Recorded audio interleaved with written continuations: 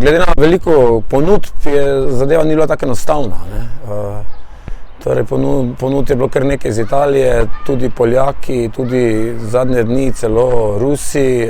odpirali so se neki kontakti celo z Koreje in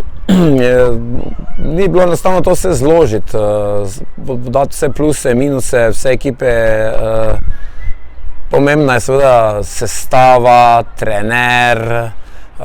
organizacija kluba sicer, neka tradicija nas je tudi, bi rekel, zanimala, koliko so te klubi res že dolgo tu in koliko so stabilni. Ja, odtehtalo je predvsem to, da klub,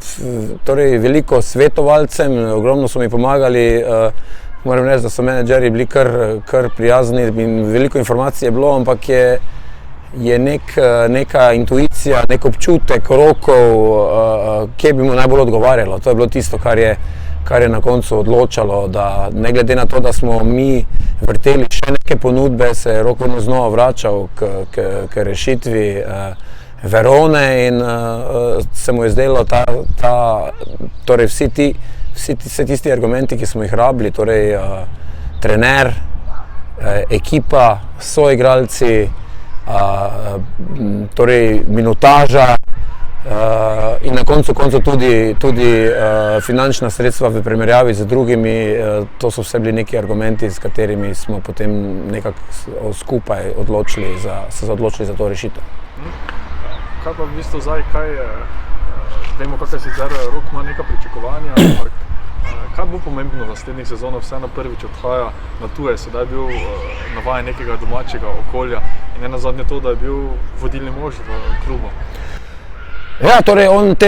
neke te sposobnosti vsekakor ima, torej da lahko vodi, da je lahko neki lider, da vidimo, nima težav z fiziko,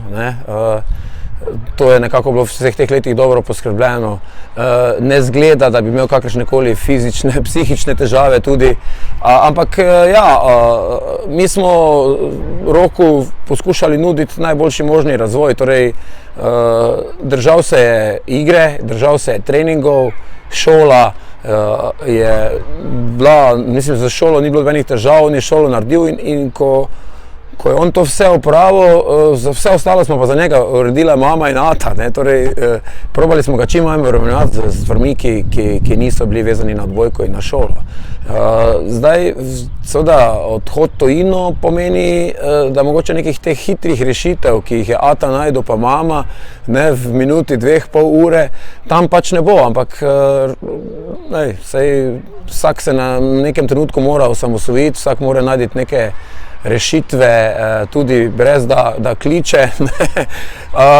Je pa tudi to eno od argumentov, da je Rok vseeno zdaj bo na 5 ur od doma, kar jaz si tako predstavljam, če zjutraj se sedeš v avto in na kosilu si lahko že tam, če so kakršnekoli težave. Tako da to je dovolj blizu za rešitve in pa dovolj daleč, da se on postopoma osamosvoji.